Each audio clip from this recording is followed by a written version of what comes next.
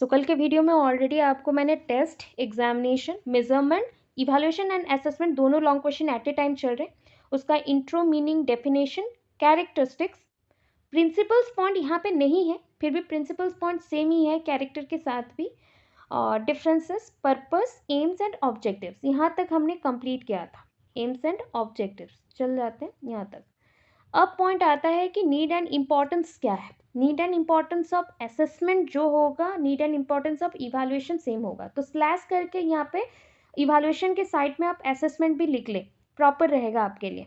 ठीक है, प्रॉपर होगा आपके लिए कि आप स्लैश करके लिख लीजिए need and importance of assessment and evaluation. अगर एग्जाम हॉल में क्वेश्चन आता है कि राइट अबाउट असेसमेंट, तो आप इवैल्यूएशन का वर्ड छोड़ के असेसमेंट पूरा लिखेंगे। अगर असेसमेंट के जगह पे इवैल्यूएशन आया तो इवैल्यूएशन का पूरा लिखेंगे, असेसमेंट का वर्ड नहीं लिखेंगे। तो इतना ही पॉइंट है, बट कंपैरिजन मस्ट है, दोनों का ही देना पड़ेगा, दोनों जिस टाइप के भी क्वेश्चन आने से। अब चलो, इसका मेन पार्ट आता है knowledge about the progress of the student. यहाँ से हम क्या करते हैं, हम इवैल्यूएशन और असेसमेंट में दोनों में ही क्या कर रहे थे, बच्चों के नॉलेज को चेक करते हैं कि बच्चों का नॉलेज कितना है, प्लस उसी नॉलेज से ये जानते हैं कि बच्चों का प्रोग्रेस कैसे हो रहा है। क्योंकि बच्चा जितना नॉलेज ले रहा है वो उसके लर्निंग प्रोसेस से ही लेगा, टीचिंग लर्निंग प्रोसेस के थ्रू ही होता है। टीचर टीचिंग देगा, लर्निंग उसी में ही कंटिन्यू रहेगा और लर्नर्स लर्निंग करेगा डिफरेंट टाइप ऑफ नॉलेज को। जैसे जैसे आपके अंदर नॉलेज जाएगा तो उसी के साथ आपका प्रोग्रेस भी कंटिन्यू रहेगा। ठीक है, नेक्स्ट पॉइंट आ गया helpful in clarifying objectives. Evaluation हो या असेसमेंट हो, बहुत हेल्प करता है क्लैरिफाइंग द ऑब्जेक्टिव्स, उद्देश्य को पूरा करने के लिए, क्लियरिटी देने के लिए of education through teaching objectives related to topic. तो ये आपके जो टॉपिक से ओरिएंटेड ऑब्जेक्टिव्स हैं, उद्देश्य हैं, जो टीचिंग के माध्यम से पूरा होता है, उसी चीज़ को ये क्लैरिफाई करके बताता है कि बच्चों के अंदर ये ऑब्जेक्टिव्स होने चाहिए। Next, helpful in classification and classification of students. अब देखो, बच्चों को बहुत वेराइटीज़ के बच्चे हैं, सारे बच्चों का नॉलेज अलग है, उनका लेवल अलग है, उनका वर्क कैपेसिटी, एबिलिटी सब अलग है। अभी किसी बच्चे का इंटेलिजेंस बहुत ज़्यादा है तो किसी का कम है, जिनका ज़्यादा है जस्ट लाइक सुपेरियर, जिनका नहीं है बिलो एवरेज, डम और मोरोन है। तो हम उनके इंटेलिजेंस के बेसिस पे या उनके वर्क एबिलिटी के बेसिस पे यहाँ पे क्लासिफाइड कर सकते हैं, वर्गीकरण कर सकते हैं कि कौन से वर्ग में बच्चों को रखा जाएगा। Next, provide basis for admission and awarding scholarship. अभी बोलो, क्या हम सारे बच्चों को स्कॉलरशिप प्रोवाइड कर देते हैं? नो। क्या हम सारे बच्चों को एडमिशन दे देते हैं? नो। हम बच्चों के प्रोग्रेस को देखते हुए बच्चों के हाई कोर्सेज के लिए क्या वो एलिजिबल हैं कि नहीं, ये चेक करते हैं। वो भी पॉसिबल होता है असेसमेंट एंड इवैल्यूएशन के थ्रू, और उसी के आधार पे बच्चों को एडमिशन मिलता है, बच्चों को अवार्ड्स दिए जाते हैं और स्कॉलरशिप दिए जाते हैं अवार्ड्स में, जैसे उनको हम सपोर्ट कर सकें। नेक्स्ट होता है प्रोमोट एंड क्लैरिफाई करना। क्लैरिफिकेशन कैसे दोगे बच्चों को? बच्चों के नीड्स को क्लैरिफाई करने के लिए सर्टिफिकेशन लाना पड़ेगा। अभी सर्टिफाई करोगे बच्चों को, कैसे करें? प्रमोट करना है, ग्रेडेशन करना है, अपग्रेड करना है और शिफ्ट करना है एक क्लास से दूसरे क्लास को। तो बच्चों के जो इम्पोर्टेंट स्ट्रेंथ है, वीकनेसेस हैं, उसको जानते हुए, उसे क्लैरिफाई करते हुए हम बच्चों को सर्टिफिकेशन देते हैं। ठीक है, सर्टिफिकेट्स दिया जाता है। बेसिस ऑफ गाइडेंस, ऑब्वियस है, इवैल्यूएशन एंड असेसमेंट दोनों ही बच्चों को बहुत सारे गाइडेंस प्रोवाइड करते हैं। बच्चों के जो नीड्स होते हैं, प्रिपेयरिंग रेमेडियल इंस्ट्रक्ट, तो बच्चों के जो इंडिविजुअल डिफरेंस हैं, बच्चों के जो डिमांड्स होते हैं, उस बेसिस पे बच्चों को जो वीकनेसेस और बच्चों के जो प्रॉब्लम्स होते हैं, उस बेसिस पे गाइडेंस प्रोवाइड कर सकते हैं।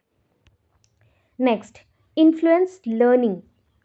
इवैल्यूएशन और assessment provides opportunities to the people. ये बच्चों को अपॉर्चुनिटीज़ देता है, मतलब ऐसा सहयोग बना के देगा जिससे बच्चे कुछ सीख सके।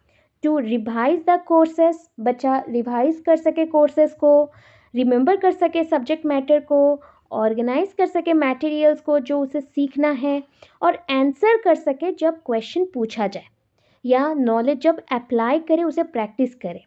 तो इन्फ्लुएंस लर्निंग इसे बोलता है कि बच्चों के पढ़ने में और पढ़ाई के लिए जो इन्फ्लुएंस चाहिए, जो मोटिवेशन चाहिए, ये इवैल्यूएशन एंड असेसमेंट दे सकता है बच्चों को। Helpful in bringing change in curriculum. अच्छा, जब आप देखते हो कि आपके बच्चों में बहुत सारे नीड हैं, बच्चों के स्ट्रेंथ अलग अलग हो रहे हैं, वीकनेसेस आ रहे हैं, तो उस बेसिस पे बच्चों को इम्प्रूवमेंट करने के लिए हम करिकुलम को अलग अलग कर सकते हैं।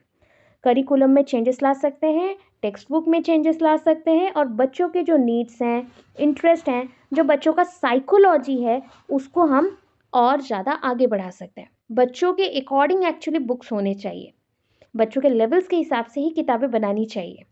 अगर हम लोग बहुत ही हाई फाई दे देते तो बच्चों में से, जैसे सोचो 100 बच्चे पढ़ रहे हैं, उनमें से 5 या 6 ही पढ़ पाएंगे, बाकी सारे नहीं पढ़ पाएंगे। तो इसलिए बच्चों के लिए, बच्चों के नीड के लिए, अगर बच्चों को वीकनेसेस रह रहा है तो टेक्स्ट बुक एंड करिकुलम को उस अकॉर्डिंग, उनके साइकोलॉजी के अकॉर्डिंग इम्प्रूवमेंट करना चाहिए। ये एक डायग्राम है जो कि असेसमेंट और इवैल्यूएशन दोनों में आप यूज़ कर सकते हो। ये एक शॉर्ट ओवरऑल डायग्राम दिया गया है। जब भी हम असेसमेंट और इवैल्यूएशन करते हैं ना, कोई भी चीज़ करते हैं, तो एक पहला चीज़ है ना, हम प्रॉब्लम को समझते हैं। सेकंड है, हम प्रॉब्लम को टेस्ट करना चाहते हैं कि बच्चों को प्रॉब्लम कितना है, 20%, 30%, 40%, 50% कितना है, टेस्ट और एसेस द प्रॉब्लम। थर्ड, बच्चों को हम फीडबैक देते हैं, फीडबैक प्रोवाइड करते हैं। फोर्थ, ग्रेडिंग फॉर प्रमोशन, अब बच्चों को वर्गीकरण करते हैं प्रमोट करने के लिए अपर क्लास के लिए। लास्ट, बच्चों को सर्टिफिकेशन भी दिया जाता है। अगर आपको किसी ने पूछा कि मुझे अब बताओ असेसमेंट एंड इवैल्यूएशन के 5 इंपॉर्टेंस, लो ये भी इंपॉर्टेंस है। To know the problem of the student we use assessment and evaluation, to assess the problem we use assessment and evaluation, providing feedback we need evaluation and assessment, for gradation, for promotion we need assessment and evaluation, for certification also, certify करने के लिए बच्चों के according, उनके काम के according हमें चाहिए assessment and evaluation. That's it यहाँ पे। और एक प्रोसेस का पॉइंट आता है यहाँ से, फॉर्मेटिव समेटिव जो इवैल्यूएशन है ये आप नेक्स्ट वाले पीडीएफ में क्लासिफिकेशन के साथ पढ़ेंगे।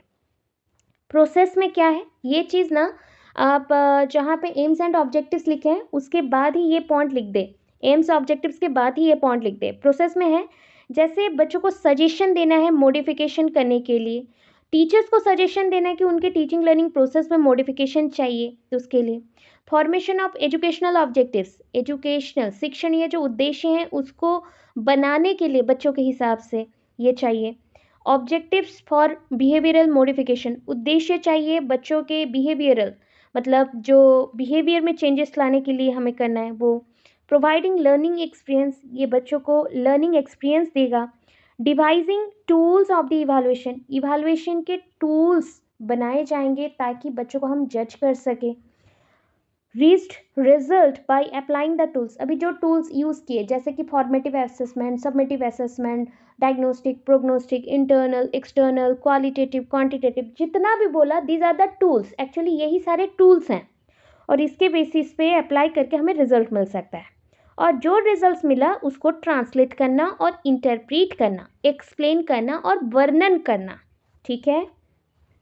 इतना पोर्शन पहले पार्ट के क्वेश्चन में जो कि था इवैल्यूएशन एंड असेसमेंट का लॉन्ग क्वेश्चन, यहाँ तक आप लिखेंगे। टाइप्स ऐड मत करिएगा, जब क्वेश्चन में मेंशन हो टाइप्स लिखिए या फिर क्लासिफिकेशन लिखिए तभी आप ऐड करेंगे, नहीं तो नहीं। यहाँ पे आपका पहला पार्ट कंप्लीट होता है, ठीक है। क्वेश्चन में बोला गया क्लासिफिकेशन ऑफ असेसमेंट, तो पहले क्या करोगे, क्लासिफिकेशन ऑफ असेसमेंट में यहाँ पे थोड़ा सा एक सिली मिस्टेक है, इंट्रोडक्शन टू इवैल्यूएशन भी देना है प्लस असेसमेंट देना है, असेसमेंट देना है, ठीक है, असेसमेंट देना है, ठीक है, क्योंकि क्लासिफिकेशन ऑफ इवैल्यूएशन और क्लासिफिकेशन ऑफ असेसमेंट दोनों सेम है। कितने टाइप के इवैल्यूएशन है, कितने टाइप के असेसमेंट है, वही लिख रहे हैं, ठीक है। तो ये पोर्शन लिख पाएंगे, अभी जो पढ़े थे वहाँ से ही लिखना, मैं सेपरेट सेपरेट करके पढ़ाऊँ तो फिर से गड़बड़ हो जाएगा। इवैल्यूएशन पढ़े थे, असेसमेंट पढ़े थे, इंट्रो मीनिंग डेफिनेशन पढ़े हो, बस उतना पोर्शन लिख देना उसके पर्पस के साथ, उसका एम्स एंड ऑब्जेक्टिव्स के साथ, कंप्लीट। आफ्टर दैट यहाँ से स्टार्ट होगा classification of assessment based on purpose, use के हिसाब से, आपका जो काम है उस पर्पस के हिसाब से असेसमेंट कितना टाइप का है।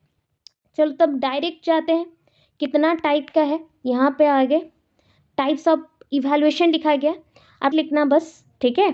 इवैल्यूएशन एंड असेसमेंट दोनों सेम चीज़ है, क्वेश्चन आंसर के अकॉर्डिंग वर्ड बस चेंज होगा, इवैल्यूएशन में हम मार्किंग करते थे, मेज़र करते थे किसी को जज करने के लिए।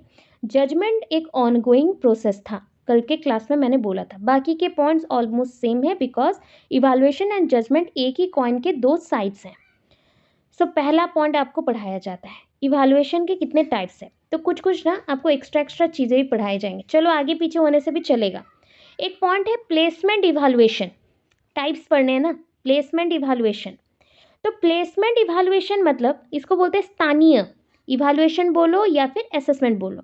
प्लेसमेंट इवैल्यूएशन और placement assessment, as the name suggest, इसके नाम के हिसाब से it is design to place the right person in the right place.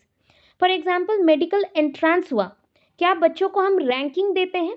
Ranking के हिसाब से बच्चों को जो पोजीशन मिलता है, जो स्थान मिलता है, जिसके अकॉर्डिंग वो एडमिशन लेते हैं, उसको प्लेसमेंट इवैल्यूएशन और असेसमेंट कहा जाता है।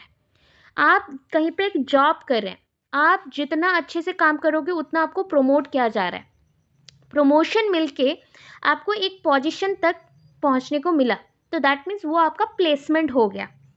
आपका प्लेसमेंट 1000 बच्चों में से कितना है, इस टाइप के इवैल्यूएशन, मतलब ऐसा एक एग्जामिनेशन जिसके बेसिस पे हम बच्चों को उनका पोजीशन दे सकते हैं उस वर्क में, उस पढ़ाई में और उस एबिलिटी में, तो उसको प्लेसमेंट इवैल्यूएशन कहते हैं। ठीक है। Next, formative evaluation. Formative evaluation that takes place during the process of instruction. Formative evaluation कब होता है ना, जब प्रोसेस ऑफ इंस्ट्रक्शन चलता है, मतलब in between the classes ongoing process है। ऑनगोइंग प्रोसेस है, कंटिन्यूस फीडबैक दिया जाता है। इसका मेन पार्ट है कंटिन्यूस फीडबैक हम प्रोवाइड करते हैं। किसको? टीचर को भी, स्टूडेंट्स को भी। किससे रिलेटेड? लर्निंग से रिलेटेड। बच्चे लर्निंग में कितना सक्सेस मिल रहा है, सक्सेसफुल हो रहे, उसी चीज़ को जानने के लिए ये चीज़ किया जाता है। And future while instruction is in process, जब इंस्ट्रक्शन कंटिन्यू हो रहा है उस समय पे। तो इसको मैंने आपको समझाया था, फॉर्मेटिव मतलब in between the classes, in between the session, and ये कंटिन्यूस फीडबैक प्रोवाइड करता है टीचर को भी, स्टूडेंट को भी, लर्निंग सक्सेस दिखाने के लिए, एंड इंस्ट्रक्शन प्रोसेस में भी इसको यूज़ करते हैं। ठीक है। The goal of formative assessment और formative evaluation, goal of formative assessment और formative evaluation is to supervise students learning, check करना बच्चों का लर्निंग कहाँ तक जा रहा है। ठीक है। तो लास्ट पॉइंट पे एग्जाम करके आप बच्चों का लर्निंग नहीं जान सकते ना, बच्चों को एवरी डे ऑनगोइंग फीडबैक देके गाइड करके ही आप जान सकते हो। The goal of formative evaluation is to supervise students' learning, to provide ongoing feedback that can be used by instructions to improve their learning. क्यों करते हैं ongoing? ongoing मतलब जो निरंतर चले। जब निरंतर चल रहा है तो किस लिए ना, ऐसा इंस्ट्रक्शंस देके बच्चों को हम इम्प्रूव कर सके, उनके लर्निंग को हम इम्प्रूव कर सके। ठीक है। Formative assessment help students identify their strength and weakness and target areas that need to work. Formative assessment help करता है बच्चों को कि वो आइडेंटिफाई करे उनके स्ट्रेंथ को, कि कहाँ पे उनका स्ट्रेंथ है और किस पॉइंट पे उनको वीकनेसेस हैं, and target areas that need to work, and target areas बनाते हैं जहाँ पे काम करना रहता है। ओके क्या हम इतना में क्लियर है? टाइप्स ऑफ इवैल्यूएशन और टाइप्स ऑफ असेसमेंट बोल रहे हो, वही है आपका क्लासिफिकेशन, और इसी के बेसिस पे आपके ओस्टेड एग्जाम, सीटेड एग्जाम में क्वेश्चंस भी रहते हैं। ठीक है।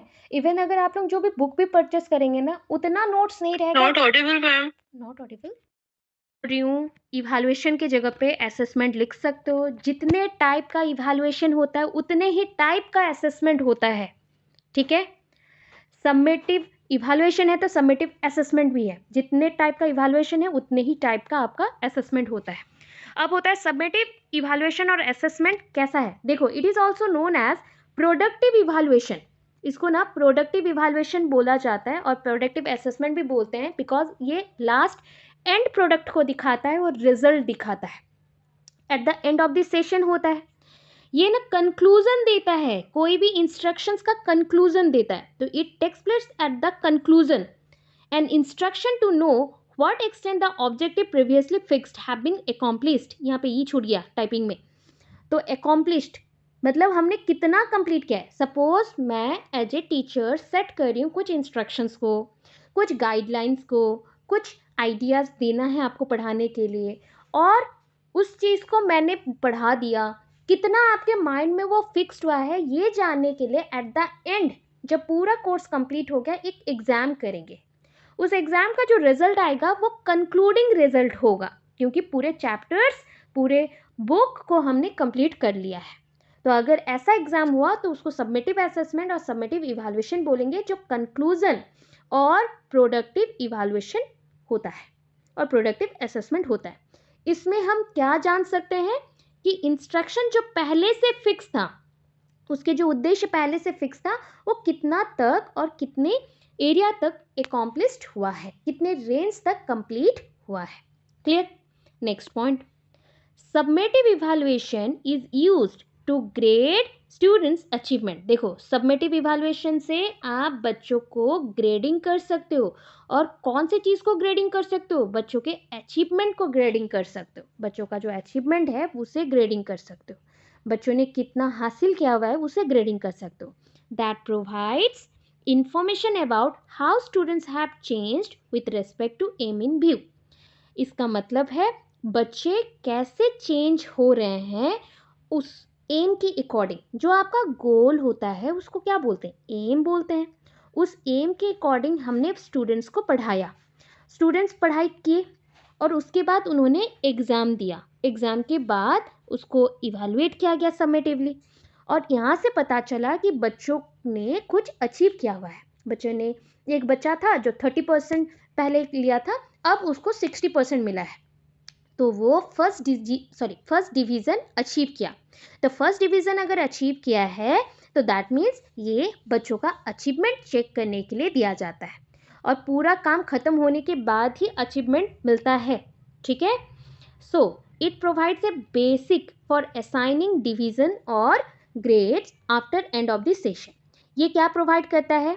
ये प्रोवाइड करता है असाइनिंग डिवीज़न्स, मतलब कौन से टाइप के बच्चे हैं और ए कैटेगरी में जाएंगे, बी कैटेगरी में जाएंगे, सी कैटेगरी में जाएंगे, या कौन से कैटेगरी में ग्रेड्स में जाएंगे।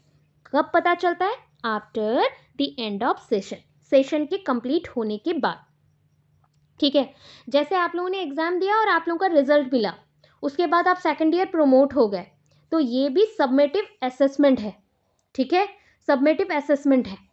Next, the primary aim of summative evaluation और assessment is to evaluate student learning at the end of an instructional unit by comparing it with some standard.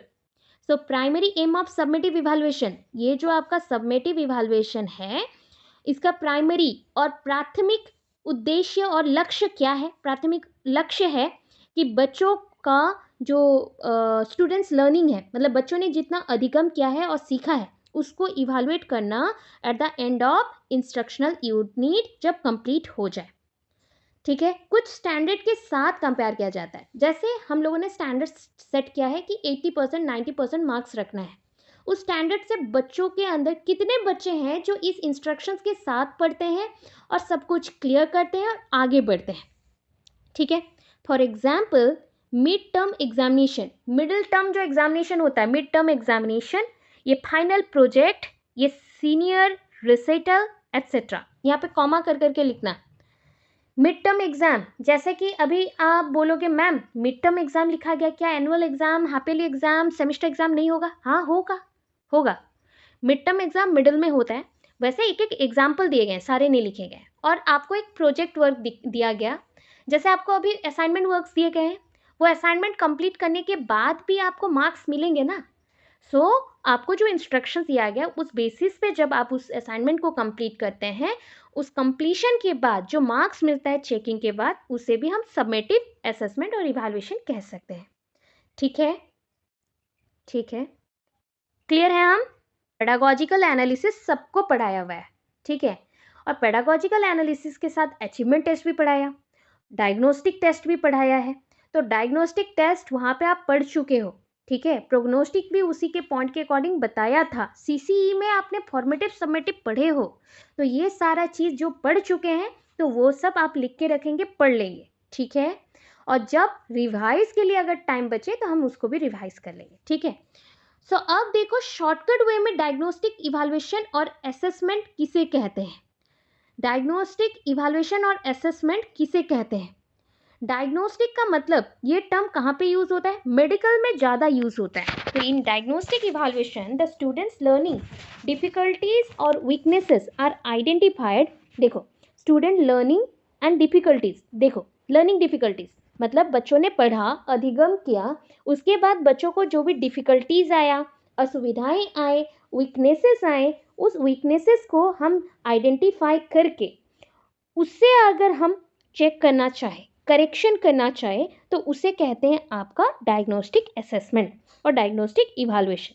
मतलब बच्चों के प्रॉब्लम्स को फाइंड आउट करना है, लर्निंग प्रॉब्लम्स को, life के problems को नहीं।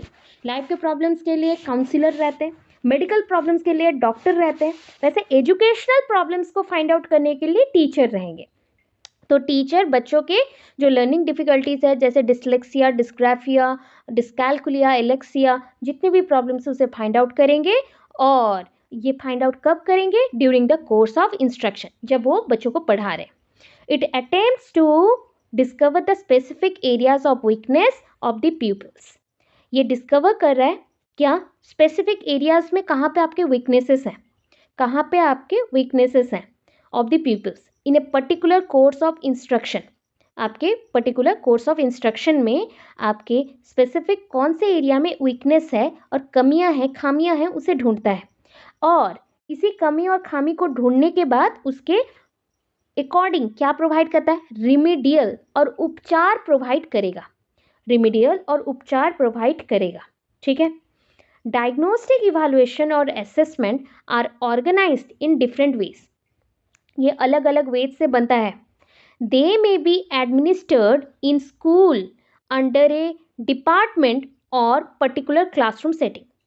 देखो they may be administered in school, ये जो डायग्नोस्टिक इवैल्यूएशन और असेसमेंट है ये स्कूल में, और जो भी आपके प्रोग्राम्स होते हैं जैसे कि स्कूल का पढ़ाई करना, वो पेड़ों के नीचे हो, स्कूल के बारंदा में हो, स्कूल के क्लासरूम में हो, कहीं पे भी हो, वैसा क्लासरूम सेटिंग्स में कोई भी डिपार्टमेंट में, कोई भी पर्टिकुलर क्लासरूम में अगर बच्चे को पढ़ा रहे हो, उस समय हम बच्चों को आइडेंटिफाई करते हैं।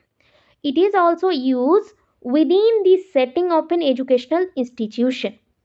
इट इज़, इसको हम कहाँ पे यूज़ कर सकते हैं, एजुकेशनल इंस्टीट्यूशन में भी क्लासरूम सेटिंग्स रहते हैं, तो उस सिचुएशंस में भी हम यूज़ कर सकते हैं।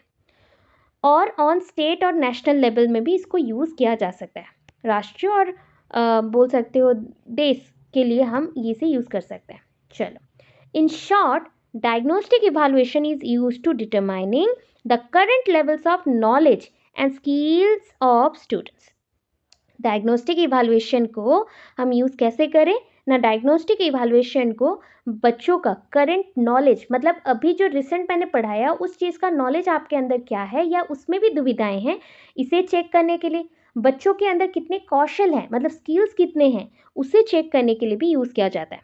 This type of evaluation is best at the initial point. ये स्टार्टिंग पीरियड में बहुत अच्छा रहता है चेक करना, and to get an overall idea into the learner stage of learning, और ओवरऑल आइडिया लेना कि बच्चा इस लर्निंग स्टेज में कैसे कैसे आगे बढ़ रहा है या कौन से प्रॉब्लम्स को ओवरकम करके आगे बढ़ रहा है।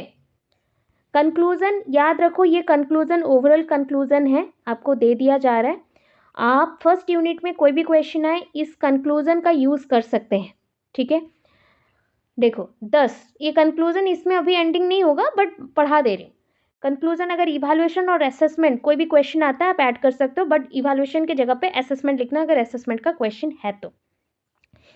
Evaluation is simply means to evaluate something. Evaluation का मतलब होता है सिंपली कोई चीज़ को इवैल्यूएट करना, ठीक है। It is a systematic collection of analysis, systematic collection and analysis of data. ये एक सिस्टमैटिक कलेक्शन होता है, मतलब किस चीज़ का कलेक्शन, जजमेंट देने के लिए अमाउंट का कलेक्शन, बच्चों के आइडियाज़ का कलेक्शन, बच्चों के रिलेटेड जो मेजरिंग डाटाज का कलेक्शन, बच्चों के वीकनेस और स्ट्रेंथ का कलेक्शन एजुकेशन सिस्टम्स के विद इन, और कैसे इफेक्टिवनेस के साथ इम्प्रूव कर सके उसका ध्यान। So there are 4 type of evaluation जो हमने डिस्कस किया है, ठीक है, जो 4 इंपॉर्टेंट होते हैं। प्रोग्नोस्टिक इतना खास इंपॉर्टेंट नहीं होता, तो इसलिए 4 इंपॉर्टेंट है, लिखे गए। एमॉन्ग दैम, उनमें से फॉर्मेटिव एंड सबमेटिव सबसे ज़्यादा यूज होता है, is use mostly. Formative evaluation in education means to evaluate during the process of teaching. Formative evaluation का मतलब क्या है? During the process of teaching. जैसे मैं अभी पढ़ा रही हूँ, पढ़ाते हुए बीच बीच में आपको क्वेश्चंस पूछूं, तो ये एक इवैल्यूएशन का पार्ट है, इसे फॉर्मेटिव इवैल्यूएशन बोलते हैं। और इट प्रोवाइड्स कंटिन्यूअस फीडबैक, अगर कंटिन्यूअस फीडबैक बोल दिया जाए तो फॉर्मेटिव इवैल्यूएशन है। विच हेल्प्स फर्दर इम्प्रूवमेंट, जो कि आपको इम्प्रूवमेंट में हेल्प करता है। It is very effective evaluation, ये बहुत ही अच्छा इवैल्यूएशन है। वैसे ही असेसमेंट का रहेगा तो क्या लिखोगे? पूरा सेम इवैल्यूएशन वर्ड जहाँ जहाँ पे है, जैसे इवैल्यूएशन के जगह पे असेसमेंट, इवैल्यूएशन की जगह पे असेसमेंट, इवैल्यूएशन की जगह पे असेसमेंट, ऐसे करके आप चेंज करते हुए लिखेंगे, ठीक है। क्या हम क्लियर है? आपको नेक्स्ट क्वेश्चन रहेगा classification of assessment based on scope. तो आप पहले असेसमेंट का पूरा पॉइंट, मीनिंग, डेफिनेशन स्टार्ट करेंगे। इतना लिखने के बाद, असेसमेंट फॉर लर्निंग तक का पॉइंट देने के बाद आपका क्लासिफिकेशन बेस्ड ऑन स्कोप होगा। इंट्रोडक्शन टू असेसमेंट पूरा लिखना है अच्छे से, शॉर्ट आए लॉन्ग आए। पता है देयर आर 3 कैटेगरीज, इसमें ना 3 कैटेगरीज होते हैं, अच्छे से सुनते चलो। आपको एक्चुअली ये जो ओटेट ओस्टेट का होता है ना जब एग्ज़ाम, ये चीज़ मैंने प्रीवियस टाइम भी छोटा छोटा करके पढ़ा दिया था, अगर याद हो तो, बट अगर नहीं है याद तो यहाँ पे अच्छे से देखो। इसको 3 कैटेगरीज में डिवाइड किया गया, 3 वर्ग में रखा गया। पहला है ऑब्जर्वेशनल टेक्निक, जहाँ पे लोगों को अवलोकन करना पड़ता है या ऑब्जर्व करना पड़ता है। डिटेल देखोगे आप, मुझे पूरा दिन ऑब्जर्व करने के बाद ही मेरे बारे में बता सकते हो। वैसे वाले टेक्निक्स अगर यूज़ होते हैं तो इसे ऑब्जर्वेशनल टेक्निक्स बोलते हैं। नेक्स्ट है self reporting technique. Self reporting technique मतलब डायरेक्ट उस पर्सन से आप कनेक्ट हो रहे हो, बातचीत कर रहे हो, इन्फॉर्मेशन ले रहे हो एंड डायरेक्ट दे रहे हो। नेक्स्ट है टेस्टिंग टेक्निक, कुछ ऐसा टेस्ट जिसके थ्रू हम बच्चों को जज कर सकते हैं, मे बी एक से ज़्यादा बच्चों को एट ए टाइम हम जज कर सकते हैं, ठीक है। सो हम चलते हैं आगे, दैट इज ऑब्जर्वेशन। जब ऑब्जर्वेशनल टेक्निक्स यूज होता है तो कितने टर्म्स आते हैं पहले देखते जाओ। ऑब्जर्वेशन, अवलोकन करना, चेकलिस्ट बनाना, याद है रेटिंग स्केल जैसा बनाएंगे, और जो जो कैरेक्टर डिजायरेबल कैरेक्टर्स हैं उसे लिख देंगे, और उसके बाद हम जज करेंगे, अच्छा ये कैरेक्टर प्रेजेंट है, टिक, ये कैरेक्टर नहीं है, गलत, ये कैरेक्टर प्रेजेंट है, टिक, इसे चेकलिस्ट बोलते हैं। रेटिंग स्केल भी सेम है, रेटिंग स्केल भी सेम टाइप का है। एनेक्डोटल रिकॉर्ड्स, वर्ड रिकॉर्ड से ही समझ रहे हो कि एनुअल रिकॉर्ड है, किसी भी पर्सन, स्टूडेंट, किसी भी टीचर के बारे में अगर डिटेल्ड इन्फॉर्मेशन रखना है तो एनेक्डोटल रिकॉर्ड्स बनाया जाता है कि एवरी मंथ का या एवरी वीक का कुछ इन्फॉर्मेशन वहाँ पे स्टोर करके रखा जाए। क्यूमुलेटिव रिकॉर्ड, अरे नॉर्मल रिपोर्ट, जो रिकॉर्ड बुक्स बनते हैं, मतलब बच्चों का आज का इन्फॉर्मेशन प्लस कल बच्चों का इन्फॉर्मेशन प्लस परसों बच्चों का एग्ज़ाम प्लस बच्चों का फंक्शन प्लस, ऐसा ऐड होते होते जाएगा। जब हर दिन आपका ऐड होते जाएगा, इसको क्यूमुलेटिव रिकॉर्ड बोलोगे। नेक्स्ट होता है सोशियोमेट्रिक टेक्निक।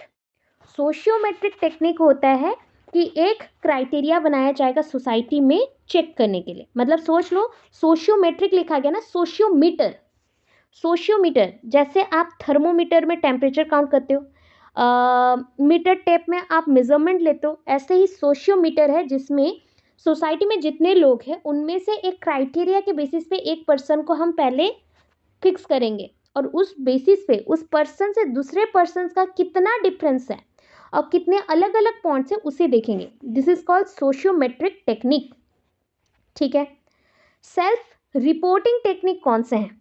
इंटरव्यू, नॉर्मली आपको मैंने इंटरव्यू में बुलाया, मैं आपका इंटरव्यू ले रही हूँ, मैं कुछ क्वेश्चंस पूछ रही हूँ, आप उसके आंसर्स दे रहे हैं, that is called interview.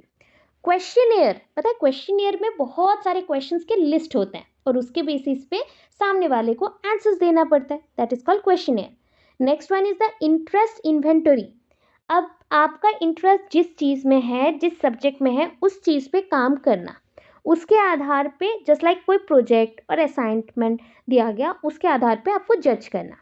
Testing technique में क्या है? अचीवमेंट टेस्ट पढ़े हो, बच्चों का अचीवमेंट चेक करने के लिए जो टेस्ट होता है that is called achievement test. Teacher made test क्या होता है, जो फ्लेक्सिबल होता है और जो बच्चों के लिए होता है। टीचर अपने अकॉर्डिंग यहाँ पे क्वेश्चन सेट करते हैं, हार्ड और इजी लेवल उनके ऊपर रहता है। वो चेक करना चाहते हैं कि कौन से बच्चों का कितना नॉलेज है और कौन से बच्चे आपके क्लास में थ्रू आउट रह के भी अटेंटिव हैं नहीं है। इसे चेक करने के लिए टीचर मेड टेस्ट होता है। Next one is the standardize test. जब स्टैंडर्डाइज टेस्ट बोला जाए तो ये हायर ऑथोरिटी और जो आपके बोर्ड्स होते हैं, एनसीईआरटी होते हैं, सीबीएसई बोर्ड्स होते हैं, एचएससी बोर्ड होते हैं, सीएचएससी, एचएससी, और आपका जो और एक कौन है, आईसीएसई, ये सारे बोर्ड्स जो रूल फिक्स करता है टेस्ट लेने के लिए, एग्जाम करवाने के लिए, रिजल्ट देने के लिए, उसे स्टैंडर्डाइज टेस्ट बोलते हैं।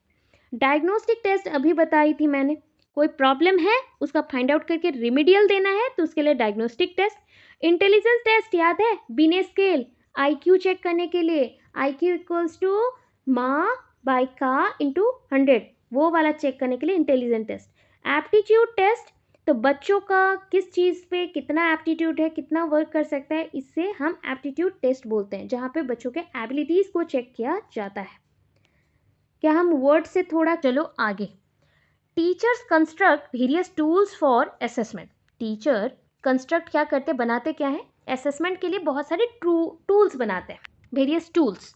और उस टूल्स को किस चीज़ के ऊपर आधार करके बनाया जाता है, वेरियस कैरेक्टर और traits. But most common is, इनमें से जो मोस्ट कॉमन है जो आपको पढ़ना चाहिए, अचीवमेंट टेस्ट है, रेटिंग स्केल है, इसलिए दोनों में कंपैरिजन एक दिया जाएगा, छोटा एक एक लाइन का डेफिनेशन के बेसिस पे। An achievement test is used by almost all teachers in all types of institute to measure the progress of the student. Achievement मतलब प्रोग्रेस होता है, अरे मैंने ये लाइफ में अचीव किया है तो मेरा प्रोग्रेस बता रहा है कि मैंने क्या किया है, समझ रहे हो ना। अगर अचीवमेंट टेस्ट बोला जाए, अगर प्रोग्रेस को चेक करने के लिए किया गया है कोई भी इंस्टीट्यूट्स में, किसी भी टाइप के इंस्टीट्यूट में टीचर ने किया, उसे अचीवमेंट टेस्ट बोलेंगे। रेटिंग स्केल क्या होता है, बच्चों में ना मॉडिफिकेशन लाना है, सो हम क्या करेंगे, एक लिस्ट बनाएंगे। चलो मैं क्लियर करके बनाती हूँ, ठीक है। एक लिस्ट बनाएंगे, ऐसा एक लिस्ट बनाए, कुछ कैरेक्टर्स यहाँ पे लिख दिया और सीरियल नंबर्स दे दिया, सीरियल नंबर्स दे दिया। उस कैरेक्टर्स के लिए यस और नो पे टिक करना है, लिख दिया। क्या ये आपका एप्टीट्यूड टेस्ट कर रहा है, यस। क्या ये आपको बहुत ज़्यादा परेशान कर रहा है, नो। क्या ये आपको मैक्सिमम इंफॉर्मेशन दे रहा है, यस। अगर ऐसे सिस्टम में हम बच्चों को, इंडिविजुअल्स को, पर्टिकुलरली वेरिएबल्स, पर्टिकुलरली उनके अंदर जो चेंजेस हैं उसको चेक करते हैं तो उसे रेटिंग स्केल कहते हैं, ठीक है। अब देखो characteristics of good tools. Good tools क्या होता है, कैरेक्टरिस्टिक्स देखो। अगर मैं बोलूँ कि क्या मैम हम इसको यूज़ कर सकते हैं कोई भी जगह पे, हाँ, आपको पूछा जाएगा कि गुड टूल्स क्या होता है। अरे टूल्स मतलब जिसके द्वारा आप बच्चों को जज कर सकते हो, जिसके द्वारा आप बच्चों को चेक कर सकते हो, रेमेडीज दे सकते हो, तो उसी सब को मिला के टूल्स बनते हैं, जो ऊपर मैंने 3 पार्ट में डिवाइड करके दिखाया था। अभी सारे टूल्स में क्या होने चाहिए, वैलिडिटी, रिलायबिलिटी, कॉम्प्रिहेंसिवनेस और practicability, acceptability, motivating skill, interesting, discrimination power. Validity क्या है, जब एक पॉइंट को आप प्रूव करने के लिए कोई टेस्ट मटेरियल बनाते हो और उसके द्वारा वो पॉइंट प्रूफ हो रहा है बार बार, तो उसको वैलिड बोला जाता है, जिसके एविडेंसेस होते हैं। रिलायबल किसे बोलते हैं, जब हम कोई चीज़ को चेक कर रहे हैं, सपोज एक टेस्ट मटेरियल बनाया और उस टेस्ट मटेरियल से मैंने आज आपका एग्ज़ाम किया, फिर 1 मंथ के बाद फिर से एग्ज़ाम लिया और उसका रिजल्ट और उसके पॉइंट्स और उसके जो आंसर्स हैं वो चेंज नहीं हो रहे बिल्कुल भी, तो उसे रिलायबल बोलते हैं। कॉम्प्रिहेंसिवनेस, यू नो दैट, जहाँ पे डिटेल चीज़ें बोला जाए, व्यापक बोलते हैं, ब्रॉडर बोलते हैं कॉम्प्रिहेंसिवनेस को। प्रैक्टिकेबिलिटी मतलब प्रैक्टिकल यूज़ और लाइफ में यूज़ होना चाहिए। एक्सेप्टेबिलिटी, ग्रहण योग्य होना चाहिए, आप अपने जीवन में उसे ग्रहण करें। मोटिवेटिंग स्किल, ऑब्वियस है कि आपके जो टूल्स हैं वो आपको भी मोटिवेट करें आगे बढ़ने के लिए। इंटरेस्टिंग भी होना चाहिए, प्लस डिस्क्रिमिनेटिंग पावर होना चाहिए कि एक पर्सन से दूसरा पर्सन कितना अलग है ये हम कोई छोटा सा टेस्ट करके ही जान सकें। तो ये सारे टूल्स के कैरेक्टर्स हैं जो आप एक्सप्लेन करेंगे। अभी on the basis of evaluation tool, जो टूल के बेसिस पे ये दो टाइप के हैं, टूल के आधार पे ये दो टाइप के हैं, standardized and non standardized. Standardized मतलब जो हायर अथॉरिटी जैसे CBSE board, ICSE board, NCERT, इन्होंने अगर क्वेश्चन पेपर का पैटर्न बनाया उसे स्टैंडर्डाइज्ड टेस्ट बोलेंगे। अगर ये टीचर मेड टेस्ट है तो टीचर बच्चों के डिफरेंसेस के अकॉर्डिंग, इंडिविजुअल डिफरेंस के अकॉर्डिंग, भिन्नताएं के अकॉर्डिंग जो क्वेश्चन पेपर बच्चों के लिए बनाता है वो नॉन स्टैंडर्डाइज्ड है। ठीक है, बाकी अचीवमेंट टेस्ट है, यहाँ पे हम स्टैंडर्डाइज सारा टीचर मेड टेस्ट सब कुछ यहाँ पे डिटेल करेंगे नेक्स्ट क्लास में, कल के क्लास में।